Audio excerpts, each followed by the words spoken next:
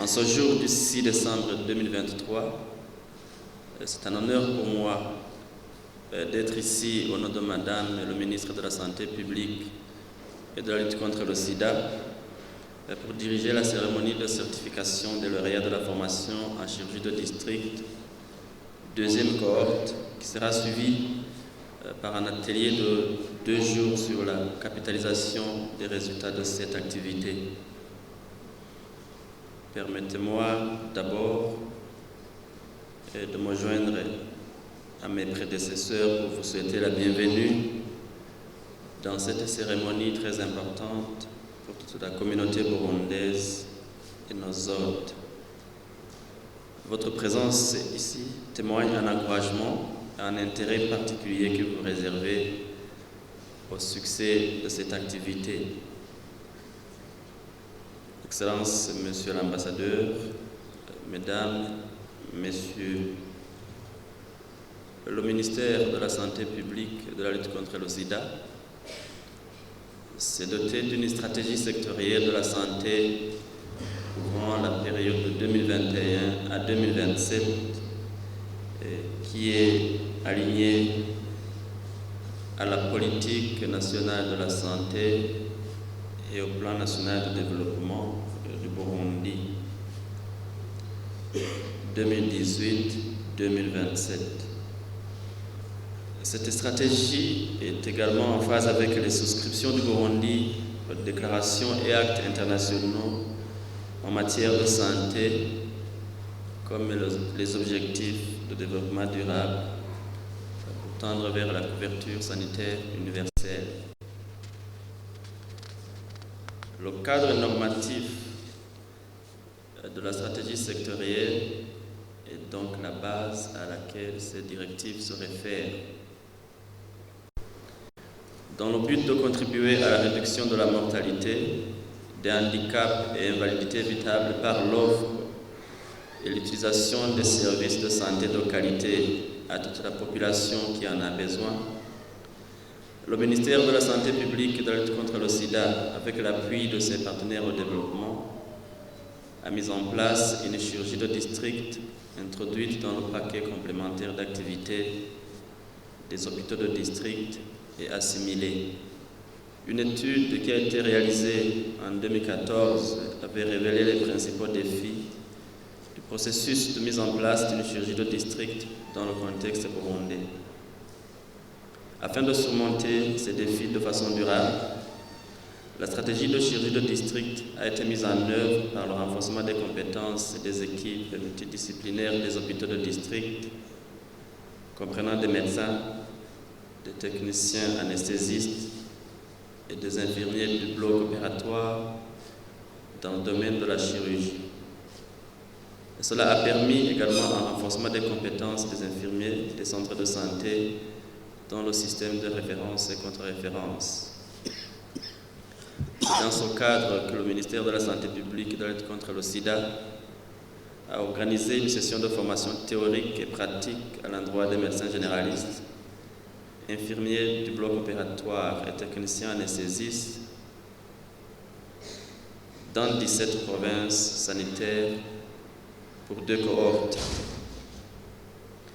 L'Institut national de santé publique, qui abrite aujourd'hui cette activité, a supervisé cette activité comme acteur principal en collaboration avec la Direction générale de l'offre des soins de la médecine moderne et traditionnelle,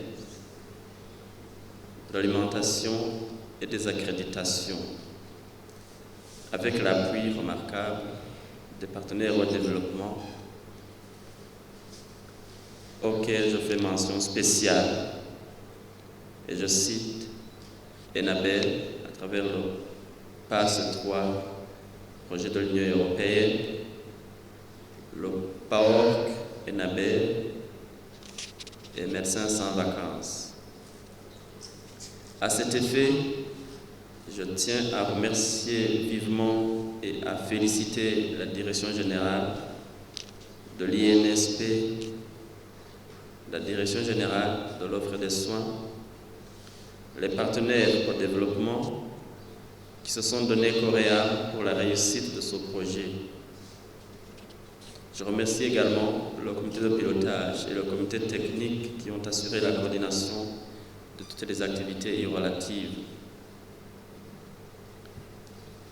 Je voudrais donc aussi féliciter les 75 lauréats de cette deuxième cohorte qui ont montré un courage exceptionnel dans la poursuite de cette formation.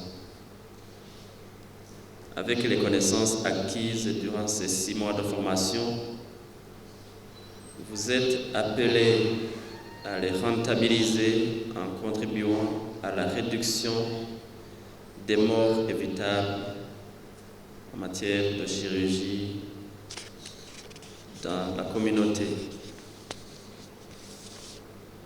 Mais je vais mettre un accent particulier à votre égard.